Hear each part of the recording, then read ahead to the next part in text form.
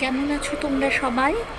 আজ আমি একটা ভ্রমণ সংক্রান্ত ভিডিও নিয়ে এসেছি। এবারে আমি ইউরোপ বেড়াতে গেছিলাম। ইউরোপের একটা ছোট্ট দেশ হলো নেদারল্যান্ডস। 27 এপ্রিল নেদারল্যান্ডসে কিংস ডে উদযাপিত হয়। আমার এই ব্লগটিতে যে ভিডিওগুলো আমি দেখাচ্ছি সবই কিংস ডের দিন তোলা।